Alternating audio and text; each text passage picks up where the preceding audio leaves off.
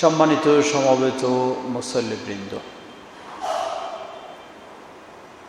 সহিহুল বুখারীর ধারাবাহিক দার্স বেশ কিছুদিন বন্ধ ছিল বিশেষ কারণে, যা আমরা সকলে অবগত রয়েছি। আল্লাহ সুবহানাহু ওয়া তাআলা সুযোগ করে দিয়েছেন, আবার আমরা দর্সে ফিরে আসার সুযোগ লাভ করেছি।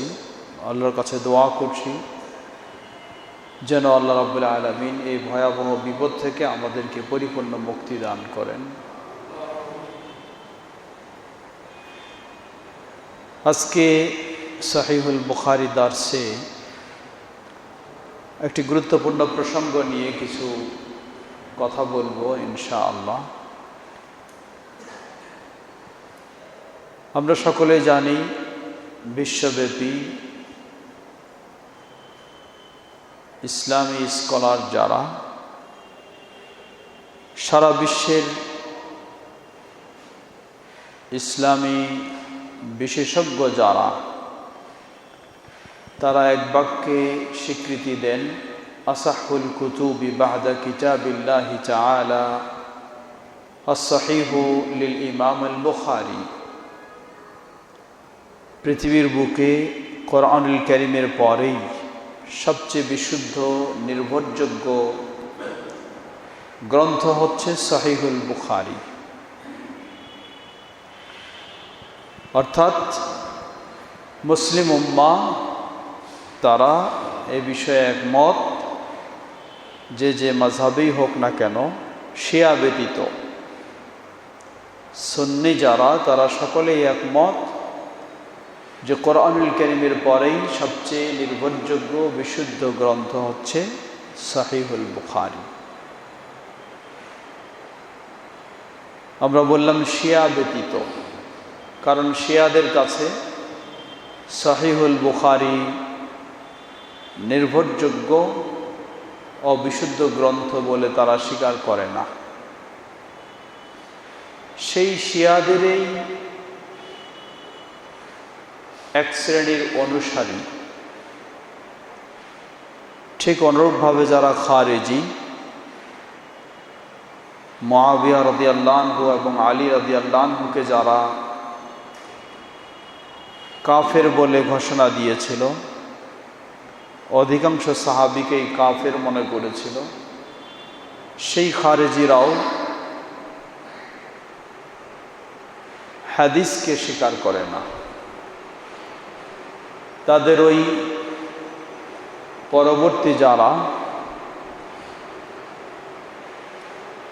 পর্যায়ক্রমে বিভিন্ন সময় বিভিন্নভাবে তারা নিজেকে পরিচিত করে, কিন্তু তাদের সকলের এই উদ্দেশ্য একটাই, সকলের এই নীতি একটাই, তা হলো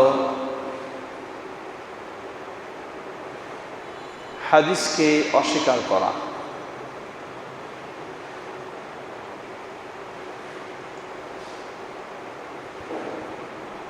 তাদের কতগুলি মূল বিষয় রয়েছে, আমরা আজকের দার্সে সে বিষয়টি একটু আলোকপাত করব। এরপরে ইনশাআল্লাহ সহিহুল বুখারীর দার্সে আমরা ফিরে যাব। তারা বিভিন্ন জায়গায় বিভিন্নভাবে পরিচিত, নিজেদেরকে পরিচিত করে থাকে। কোথাও নিজেদেরকে আহলে কোরআন বলে, কোথাও নিজেদেরকে কোরআনী বলে, কোথাও নিজেদেরকে কোরআন মজলিস বলে, কোথাও নিজেদেরকে কোরআন পন্থী বলে, এই ধরনের বলে তারা পরিচয় দেয়। সাধারণ মুসলিম কোরআনে বিশ্বাসী, কোরআনের নাম দিয়ে যদি কেউ নিজেকে পরিচিত করে, তাহলে তো সাধারণত তাকে কেউ খারাপ বলবে না, কারণ কোরআন দিয়ে সে নিজেকে পরিচিত করছে। কিন্তু যখন আপনি তার বিষয়গুলি আরেকটু জানার চেষ্টা করবেন, তখন বিষয়টি আপনার কাছে স্পষ্ট যে এরা কোরআন দিয়ে নিজেকে পরিচিত করে, এর অর্থ হলো তারা বলে যে ইসলাম মানে শুধু কোরআন মানবে, কিন্তু হাদিস তারা মানবে না, হাদিস তারা অস্বীকার করে।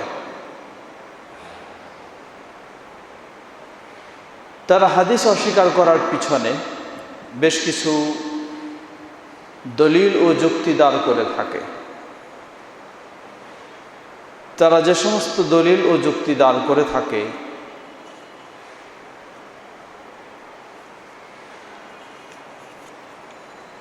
সেগুলি সামান্য কিছু আমরা তুলে ধরব। তার আগে আমি বলতে চাই যে এই ধরনের বাতিল ফেরকা যেগুলি, নবী সাল্লাল্লাহু আলাইহি ওয়াসাল্লাম কম বেশি এই বাতিল ফেরকাগুলির কিছু ভবিষ্যৎবাণী করেছেন। যেমন আবু দাউদের একটি সহিহ হাদিসে এসেছে, নবী সাল্লাল্লাহু আলাইহি ওয়াসাল্লাম বলেন, আলা ইন্নী উতীতুল কিতাবা ওয়া মিথলাহু মা'আহ। তিনি বলছেন, জেনে রাখো আমাকে কিতাব দেওয়া হয়েছে আল কোরআন, ওয়া মিথলাহু মা'আহ, কোরআনের সাথে অনুরূপ আরেকটা বিষয় দেওয়া হয়েছে। সেটা কি? সেটা হলো হাদিস। অর্থাৎ কোরআন যেমন নবী সাল্লাল্লাহু আলাইহি সাল্লাম আল্লাহর পক্ষ থেকে পেয়েছেন, হাদিসও তেমনি নবী সাল্লাল্লাহু আলাইহি সাল্লাম আল্লাহর পক্ষ থেকে পেয়েছেন, নিজের মন গড়া বিষয় এমন নয়। নবী সাল্লাল্লাহু আলাইহি ওয়াসাল্লাম বলেন, আলা ইউশিকু রাজুলুন শাবআন আলা আরিকাতিহি ইয়াকুলু আলাইকুম বিহাদাল কুরআন ফামা ওয়াজাদতুম ফীহি মিন হালালিন ফাআহিল্লুহু ওয়া মা ওয়াজাদতুম ফীহি মিন হারামিন ফাহাররিমুহু। এমন মানুষ আসবে, খুব চেহারা সুরত কত সুন্দর, হৃষ্টপুষ্ট মানুষ, মনে হয় যেন দেখে বিশাল একজন ইসলামী ব্যক্তিত্ব। সে আসে বলবে, আলাইকুম বিহাদাল কোরআন, তোমরা এই কোরআনকেই আঁকড়ে ধরো, মজবুত হবে। ফামা ওয়াজাদতুম ফীহি মিন হালালিন ফাআহিল্লুহু, কোরআনে যা হালাল হিসাবে পাবে এটাকেই শুধু হালাল মনে করো, আর অন্য কোনো কিছুর মাধ্যমে হালাল সাব্যস্ত হবে না। ওয়া মা ওয়াজাদতুম ফীহি মিন হারামিন ফাহাররিমুহু, আর কোরআনে যা কিছু হারাম পাবে এটাকেই শুধু হারাম মনে করো, আর হারাম বলতে অন্য কিছু দ্বারা সাব্যস্ত হবে না। এর অর্থ হলো কোরআনে যা হালাল আছে এটাই হালাল, হাদিসে হালাল থাকলেও সেটা হালাল নয়। কোরআনে যা হারাম আছে এটাই হারাম, হাদিসে হারাম থাকলেও সেটি হারাম নয়। নবী সাল্লাল্লাহু আলাইহি ওয়াসাল্লাম 1400 বছর পূর্বে এই ভবিষ্যৎবাণী করে গেছেন। আজকে আমরা সেই চিন্তাগুলি দেখছি, সে কথাগুলি দেখছি। বহু বিভক্তি পৃথিবীর বিভিন্ন দেশে, আরবদের মাঝেও রয়েছে, অনারবদের মাঝেও রয়েছে, আমাদের দেশেও তারা বিভিন্ন রকমের, কোনো সন্দেহ নেই এটি অমুসলিমদের একটি মদতপুষ্ট চিন্তা ছাড়া কিছুই নয়। আমাদের দেশেও তারা এ দাওয়াতি কাজ করে যাচ্ছে, লেখনের মাধ্যমে, বই পুস্তক প্রকাশের মাধ্যমে, এখন অনলাইনের মাধ্যমে। তারা বলতে চায়, নবী সাল্লাল্লাহু আলাইহি ওয়াসাল্লাম যেভাবে বলছেন, যে সে বলবে, আলাইকুম বিহাদাল কোরআন, এই কোরআনই শুধু তোমরা ধরে রাখো। ঠিক এদের কথাগুলিও একই, যে ইসলাম হলো শুধু কোরআনে, হাদিসে কোনো ইসলামের কিছু নেই। এরা বিভিন্ন রকমের রয়েছে। যেমন তারা এক বইও বের করেছে, এটা হয়তো হুবহু কেউ বলতে পারে তাদের মধ্যে নয়, যে সহিহ হাদিস হলেই গ্রহণযোগ্য নয়, এই ধরনের নাম দিয়ে তাদের বই পুস্তক লেখালেখি।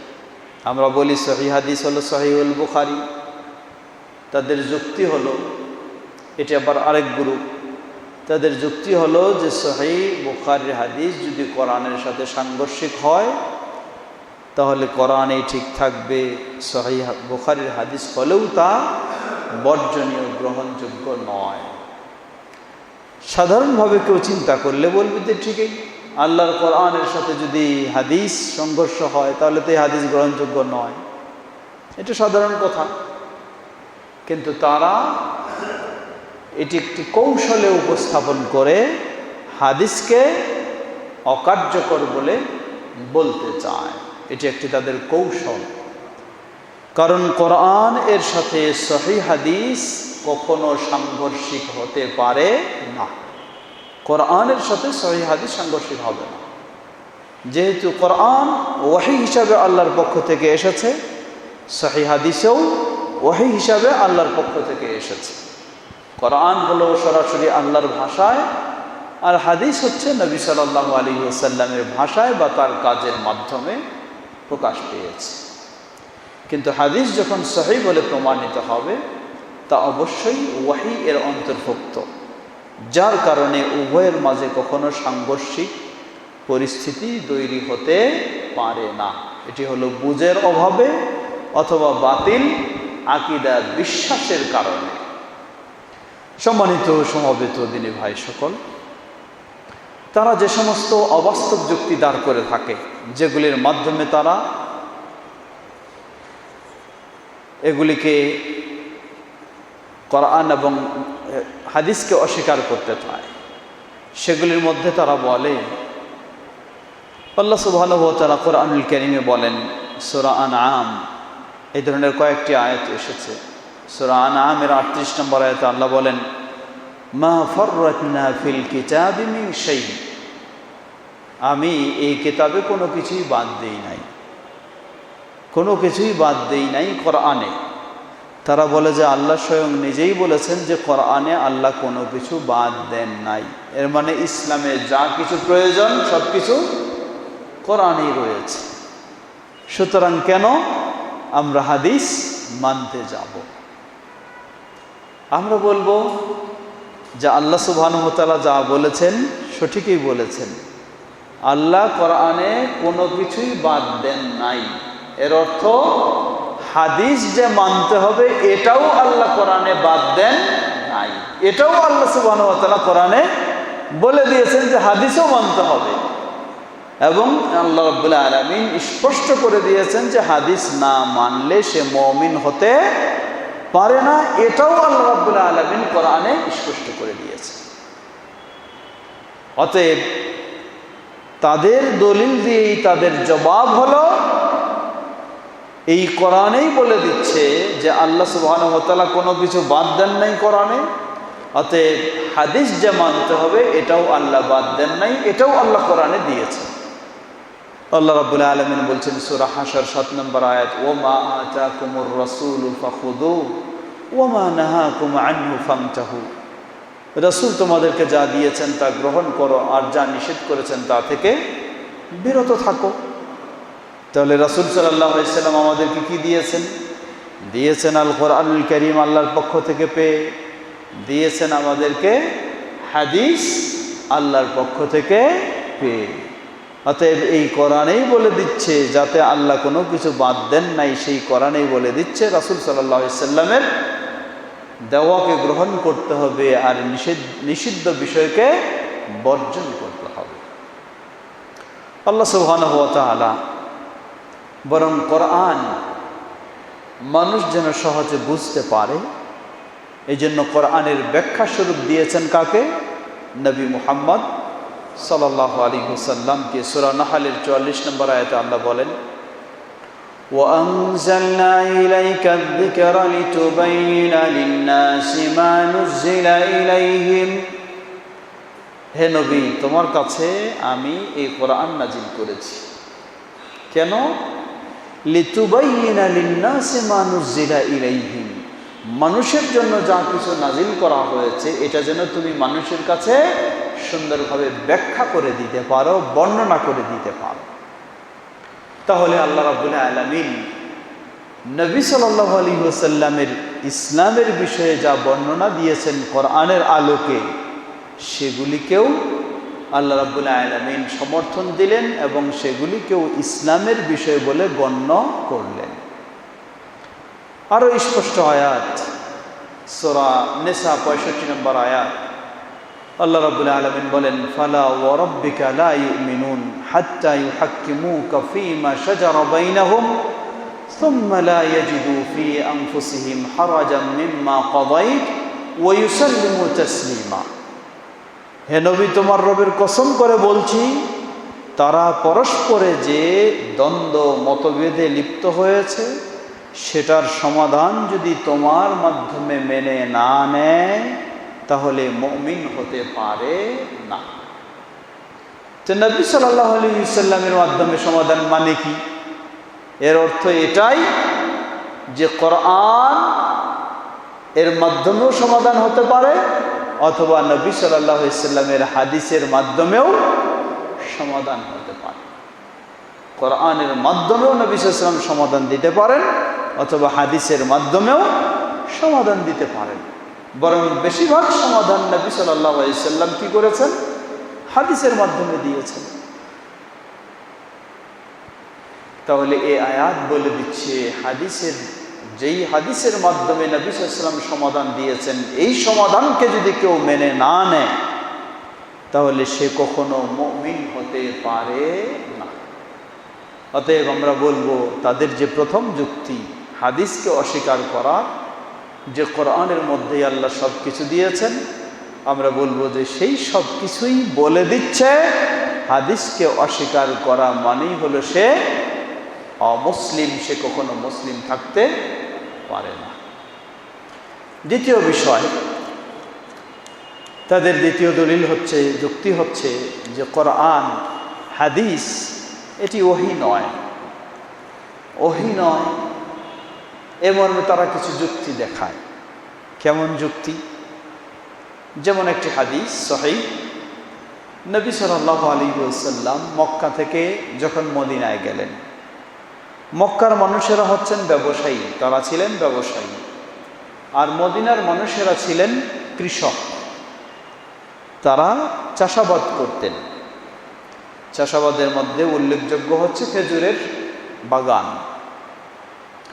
তো এই খেজুরের বাগান, এই চাষাবাদে খেজুরের যেন ফলন বেশি হয়, তাই খেজুরের যখন এই বাধা বের হতো, মুকুল বের হতো, তখন খেজুরের গাছের মধ্যেও মাদা পুরুষ গাছ আছে, নারী গাছ আছে। খেজুর যেটা হয় সেটি নারী গাছ থেকেই হয়, পুরুষ থেকে নয়। তো পুরুষ গাছের সেই মুকুলগুলি কেটে নারী গাছের মধ্যে, সেই মুকুলগুলির মধ্যে বাঁধে দিত তারা, যেটি প্রজনন পদ্ধতি। এই পদ্ধতির মাধ্যমে তারা কি করত? ভালো খেজুর পেত। নবী সাল্লাল্লাহু আলাইহি ওয়াসাল্লাম, তিনি তো মক্কার মানুষ ছিলেন, এগুলি জানা ছিল না। তিনি মদিনাতে গিয়েই যখন তাদের এই কারবার দেখলেন, দেখে নবী সাল্লাল্লাহু আলাইহি ওয়াসাল্লাম এর কাছে একটু খটকা লাগলো যে এই ধরনের কাজ কেমন। নবী সাল্লাল্লাহু আলাইহি ওয়াসাল্লাম তাদেরকে নিষেধ করে দিলেন, তোমরা এটা করো না। নিষেধ করলেন, তারা মেনে নিল নিষেধ। কিন্তু দেখা গেল এর ফলে ওই বছর ফলন কম হলো। ফলন যেই ধরনের হয় সেরকম হয়নি, কম হলো। কম হলে তারা নবী সাল্লাল্লাহু আলাইহি ওয়াসাল্লামের কাছে এসে আবার অভিযোগ করলেন, হে আল্লাহ রাসূল সাল্লাল্লাহু আলাইহি ওয়াসাল্লাম, আমরা এই করতাম, এর মাধ্যমে ফলন বেশি পেতাম, কিন্তু আপনি এটি নিষেধ করলেন, অতএব ফলন তো আমাদের কম হয়ে গেল। নবী সাল্লাল্লাহু আলাইহি ওয়াসাল্লাম তখন বললেন, দেখো, এটা বিষয় তোমাদের, এটা হলো বৈষয়িক বিষয়, দুনিয়ার বিষয়। তোমরা যেভাবে চাষাবাদ করেছো, অভিজ্ঞতা অর্জন করেছো, তাই আমার চেয়ে তোমাদের এই বিষয়ে বেশি ধারণা রয়েছে। আমি একজন মানুষ মাত্র, অতএব এই গবেষণা করে, চিন্তা ভাবনা করে যদি আমি কিছু বলে থাকি, মানুষের যেমন ভুলও হয়, শুদ্ধ হয়, আমারটা তেমন কি হতে পারে, ভুলও হতে পারে, শুদ্ধ হতে পারে। এই হাদিস নিয়ে তারা বলতে চায় যে নবী সাল্লাল্লাহু আলাইহি ওয়াসাল্লাম এই ধরনের কথা বললেন, এটা কি ছিল না? ওহী ছিল না। এটা ওহী ছিল না, অতএব হাদিস ওহী নয়। তাই কি হবে? হাদিস মানার সুযোগ নেই। আমরা বলবো এটি তাদের একটি মূর্খতার পরিচয় ছাড়া কিছুই নয়। কারণ সেখানে স্বয়ং নবী সাল্লাল্লাহু আলাইহি ওয়াসাল্লাম নিজেই বলে দিলেন যে এটি আমার কি থেকে, আমার চিন্তা গবেষণা থেকে তোমাদেরকে বলেছি, এটি ওহী ভিত্তিক বলি নাই। কিন্তু প্রকৃতপক্ষে ইসলামের সিদ্ধান্ত দেওয়ার জন্য যে হাদিসগুলি নবী সাল্লাল্লাহু আলাইহি ওয়াসাল্লাম বলেছেন সেগুলি কি? সেগুলি অবশ্যই ওহী, যা আল্লাহ সুবহানাহু ওয়া তাআলা স্বয়ং নিজেই সূরা নাজমে বলেন, ওয়ামা ইয়ানতিকু আনিল হাওয়া ইন হুয়া ইল্লা ওয়াহয়ুন ইউহা। মুহাম্মদ সাল্লাল্লাহু আলাইহি ওয়াসাল্লাম ইসলামের বিষয়ে যে কথাগুলি বলেন সেগুলি তার মন গড়া কোনো কথা নয়, সেগুলি হলো ওহীর আলোকেই কথা। সুতরাং আমরা বলবো নবী সাল্লাল্লাহু আলাইহি ওয়াসাল্লাম ইসলামের বিষয়ে যে সমস্ত সিদ্ধান্ত দিয়েছেন সেগুলি অবশ্যই ওহী এর আলোকে।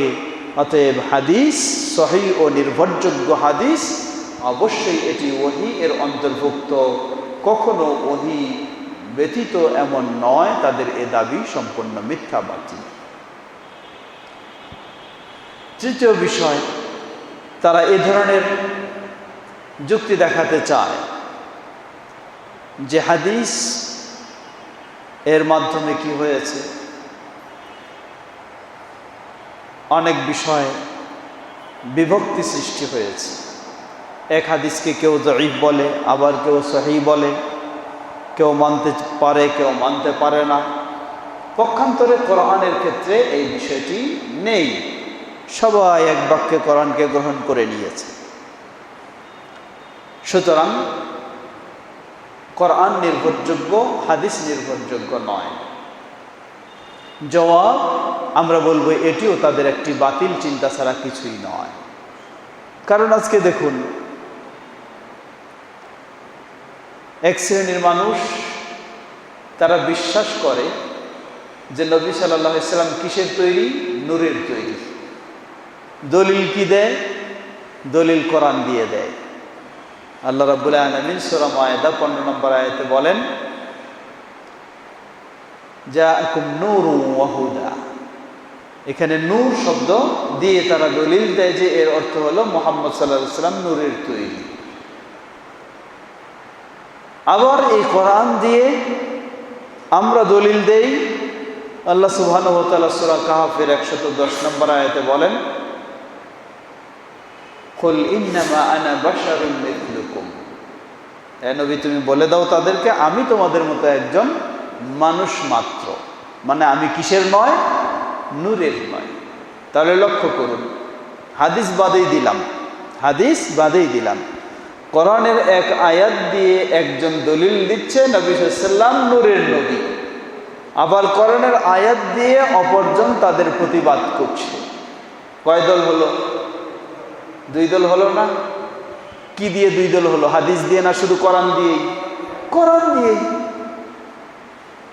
তাহলে তাদের এই কথা সম্পূর্ণ অযৌক্তিক, ভিত্তিহীন কথা যে হাদিসের মাধ্যমে বিভক্তি হয়েছে, কোরআনের মাধ্যমে নয়। এটি সম্পূর্ণ তাদের বাতিল কথা।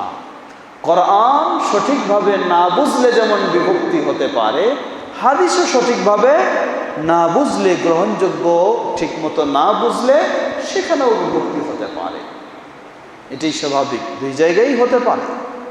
অতএব তোমরা বলছো যে হাদিস এর মাঝে একটা সহিহ একটা যঈফ, এই বুঝ সেই বুঝের কারণে যদি বিভক্তি হয় তাই হাদিস বাদ দিয়ে দিতে চাও, তাহলে তোমাদের যুক্তির আলোকেই কোরআন নিয়েও যেহেতু একজন একরকম বুঝতেছে, আরেকজন আরেক রকম বুঝতেছে, এখানেও তো বিভক্তি, তাহলে তো কোরআন মানারও সুযোগ নাই তোমাদের কথা অনুযায়ী।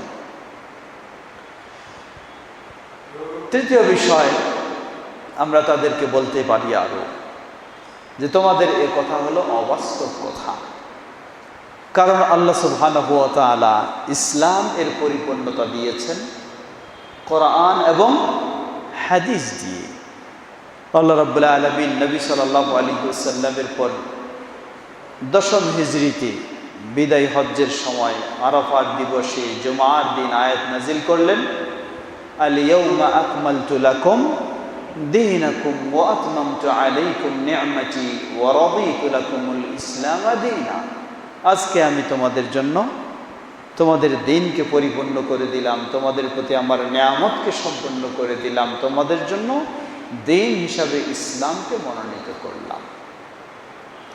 তো আল্লাহ সুবহানাহু ওয়া তাআলা নবী সাল্লাল্লাহু আলাইহি ওয়াসাল্লাম তাকে যখন জানালেন সেই দিন পরিপূর্ণটা কিভাবে হয়েছে, আপনি লক্ষ্য করুন, দিন পরিপূর্ণ হয়েছে কোরআন এবং কি দিয়ে? হাদিস দিয়ে। উদাহরণস্বরূপ আরকানুল ঈমান, ঈমানের মৌলিক বিষয় যেগুলি 6টা, আমানতু বিল্লাহ ওয়া মালাইকাতিহি ওয়া কুতুবিহি ওয়া রুসুলিহি ওয়াল ইয়াউমিল আখির ওয়াল ঈমানু বিল কদরি খাইরিহি ওয়া শাররিহি। এই 6টা বিষয় লক্ষ্য করুন, দেখবেন যে সবগুলি পরিপূর্ণ জানতে হলে, বুঝতে হলে শুধু কোরআন দিয়ে সম্ভব নয়, দরকার সেখানে সহিহ হাদিসের, না হলে সবগুলি কি থাকবে? অস্পষ্ট হয়ে থাকবে। ইসলামের রোকন স্তম্ভ হলো 5টি। শাহাদাত, একটা হলো কালেমা, যেটা শাহাদা বলি আমরা বা ঈমান বলা হয়। শাহাদা কি? আশহাদু আল্লা ইলাহা ইল্লাল্লাহ ওয়াহদাহু লা শারীকা লাহু ওয়া আশহাদু আন্না মুহাম্মাদান আবদুহু ওয়া রাসূলুহু। এটা তো কোরআনে আছে, তাই না? হ্যাঁ, কোথায়? তাহলে প্রথমটাই তো নাই, প্রথমটাই নাই। যে শাহাদা দিয়ে একজন অমুসলিম মুসলিম হবে, এটাই আপনি যদি কোরআন মাজিদে খুঁজে দেখেন পাচ্ছেন না। তাহলে কি বোঝা যায়? তারা একজন অমুসলিমকে মুসলিম হওয়ার যে শাহাদার বাণী, এটাই অস্বীকার করে কোন পর্যায়ে নিয়ে যেতে চাচ্ছে। তাহলে ইসলামের রোকন 5টি। প্রথম হলো শাহাদা। সেই শাহাদা কি নেই? কোরআন মাজিদে নেই। অর্থ জাতীয় থাকতে পারে, লা ইলাহা ইল্লাল্লাহ কোরআন মাজিদে অনেক জায়গায় আছে, মুহাম্মাদুর রাসূলুল্লাহ এটাও কোরআন মাজিদে আছে, কিন্তু যেভাবে সাক্ষ্য দেবে বাণীটা, এইভাবে গোটা কোরআন মাজিদে খুঁজে পাওয়া যাবে না। তাহলে প্রথমটাই নাই। দ্বিতীয় হলো সালাত। আল্লাহ সুবহানাহু ওয়া তাআলা কোরআনুল কারীমে অসংখ্যবার সালাতের বিভিন্ন রকমের নির্দেশ দিয়েছেন। সালাতের নির্দেশগুলোর মধ্যে কোরআনুল কারীমে যেগুলি পাওয়া যাবে তা হলো দাঁড়ানোর বিষয় পাওয়া যাবে, বসে পাওয়া যাবে, শুয়েও পাওয়া যেতে পারে, ঠিক তেমন রুকুর বিষয়টা পাওয়া যাবে এবং সেজদার বিষয় পাওয়া যাবে। এগুলি মৌলিক বিষয় সালাতের কোরআনুল কারীমে পাওয়া যাবে। কিন্তু রুকু এর পদ্ধতিটা কি? কোন বিষয়টাকে রুকু বলে? রুকুর সময় পিঠ নিচু থাকবে না মাথা নিচু থাকবে, না মাজা কি বরাবর থাকবে, হাতগুলি কোন অবস্থায় থাকবে, রুকুতে কি তাসবিহ পাঠ করবেন, রুকুতে কিভাবে যাবেন, রুকু থেকে কিভাবে উঠবেন, এই সব বিষয়গুলি কোরআনুল কারীমে পাওয়া যাবে না। সেজদার কথা কোরআনুল কারীমে এসেছে, ওয়াসজুদু, সেজদার নির্দেশ দিচ্ছেন আল্লাহ। কিন্তু সেজদা এর সময় কোনটা অঙ্গ মাটিতে থাকবে?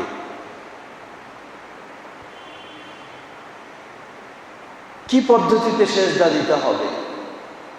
কোনো স্পষ্ট পদ্ধতি কোরআনুল কারীমে খুঁজে পাওয়া যাবে না।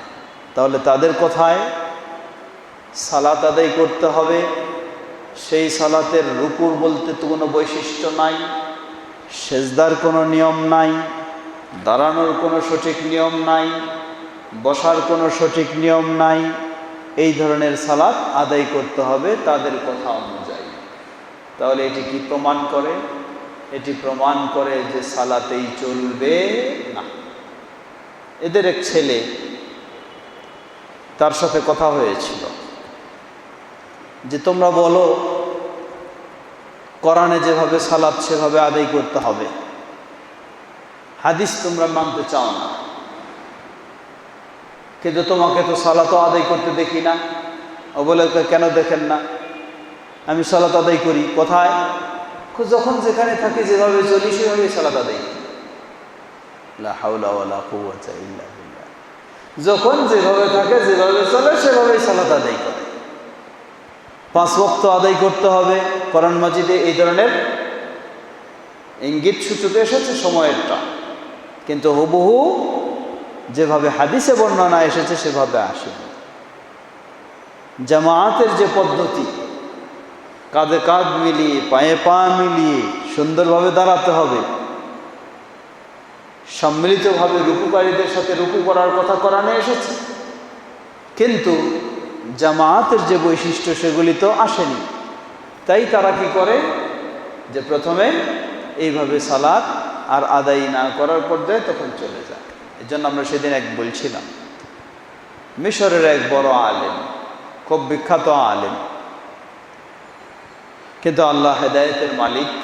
আল্লাহ যদি হেদায়েত না দেন তাহলে পাওয়া যায় না। সেই বিখ্যাত আলেম প্রথমে এই ইবলিসি চিন্তা তার মাথায় আসলো, কি যে কোরআন মানতে হবে, শুধু হাদিস মানা যাবে না। হাদিসকে অস্বীকার করে বসল।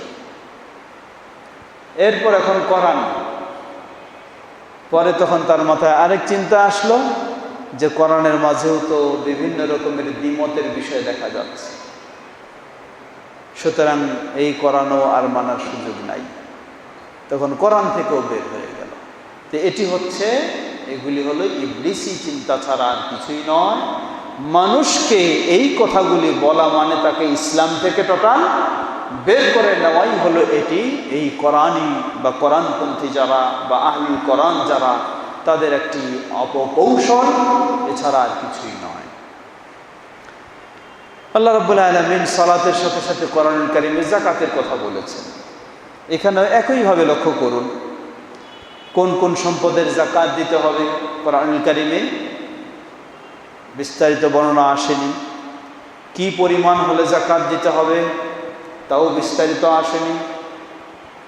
যেই সম্পদের একটি পরিমাণ হলে, নেসাব হলে যাকাত ফরজ হয়, এটার কতটুকু বের করতে হবে এটাও কোরআনুল কারীমে আসেনি বিস্তারিত।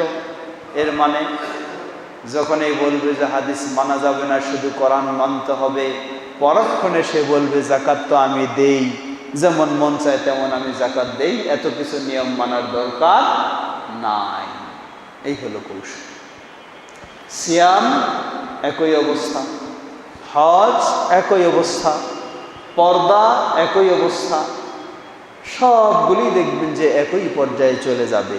যার রেজাল্ট হলো এই চিন্তা মানেই হলো একজন মুসলিমকে কিভাবে কাফের বানানো হয়, কিভাবে বেঈমান বানানো যাবে, শুধু হাদিস থেকে নয়, পর্যায়ক্রমে তাকে কোরআন থেকে এবং ইসলাম থেকে সরায় নেওয়া যাবে। এই চিন্তাটির নামেই হলো কোরআনী চিন্তা বা আহলুল কোরআন, বা যারা তথাকথিত যেই কোরআনের অনুসারী শুধু হাদিস মানতে চায় না, তাদের কাজগুলি হলো এই। সম্মানিত সমবেত মুসল্লিবৃন্দ, আজকের হাদিসের দর্শে আমরা সে বিষয়টি স্মরণ করে দিচ্ছি। এটি একটি চরম জঘন্যতম ফিতনা, যেই ফিতনার মাধ্যমে প্রকৃতপক্ষে ইসলাম থেকে মুসলিমদেরকে সরিয়ে নেওয়া হচ্ছে। তাই এ বিষয়ে আমাদেরকে অবশ্যই সচেতন, সতর্ক হতে হবে, যেন আমরা নিজেরাও এই বিভ্রান্তি থেকে মুক্ত থাকতে পারি, আমাদের সংশ্লিষ্ট ব্যক্তিদেরকে, মুসলিম উম্মাহকেও সেক্ষেত্রে সচেতন করে, সজাগ করে সেই ফিতনা থেকে মুক্ত রাখতে পারি। সে চেষ্টায় আমাদের সকলের করা দরকার। আল্লাহ আমাদের সবাইকে সে তৌফিক দান করুন। আজকে মনে হয় আমরা আর দীর্ঘ করতে চাচ্ছি না। সর্বশেষে বলতে চাই যে এই চিন্তা শুধু কোরআন মানবে, হাদিস মানবে না, এটি কি এই যুগে নতুন? আমরা আগে ইঙ্গিত দিয়েছি, না, নতুন নয়।